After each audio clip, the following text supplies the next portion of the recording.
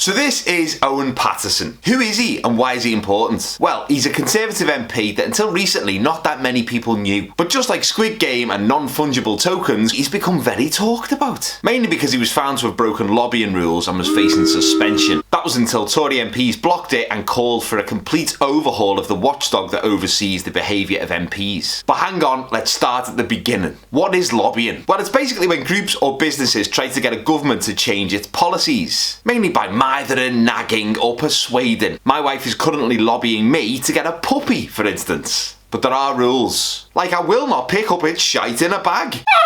But let's talk about lobbying rules. So ministers aren't allowed to lobby their former colleagues for 2 years after leaving government. But what tends to happen is they leave office, get a cushy job with a private company and then still have access to all their old friends in the government, many of whom they went to private school with. So David Cameron, for example, left the government in 2016 and got a job with Greensill Capital in 2018, where he could then pick up the phone and chat to Rishi Sunak, for instance. And this is all perfectly legal, even though it stinks a little bit. But what isn't allowed is lobbying while you're still in office, which is what Owen Paterson was accused of. He was being paid more than £100,000 by two firms, Randox and Lynn's Country Foods, to work in their interest in meetings with the Food Standards Agency and the Department for International Development. Because obviously the £82,000 a year MP salary just wasn't enough for him. Now, I don't understand how an MP can have a second job.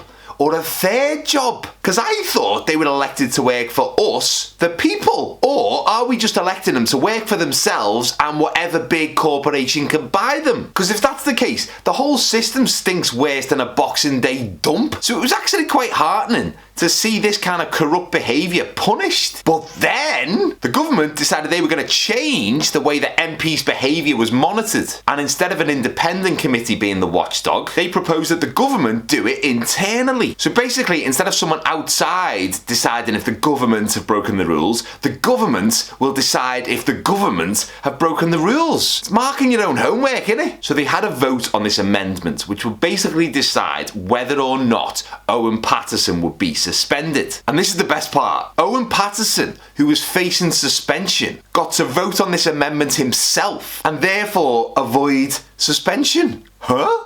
Which is kind of like letting the accused join the jury and declare himself innocent. And in a moment where so much corruption is going unchecked, this was going to open the floodgates to even more sleaze, even more contracts for mates. Just another way to keep waving it through. And of course, the shithouses in the government voted this through and the motion was passed. And when it was passed, there was cries of shame, shame from those few MPs who did stand against it. But I think a cry of twats would have been much more appropriate. So cue a massive backlash from the opposition, from the public. And of course then the government minister for U-turns sprung into action and now they've said they're going to rethink the entire thing. Which to me shows the importance of standing up against these kind of things. Because it's easy at the moment to feel a bit helpless and a bit hopeless. But what this government have shown is that they will try and slide a slice of corruption pie under the table as often as they can. And just see what they can get away with. And you've got to call it out. And now Owen Paterson has resigned. And I know this man's had some personal trauma in his life which I wouldn't wish on anyone. But let's not forget this man opposed gay marriage. And he also once claimed that the global climate crisis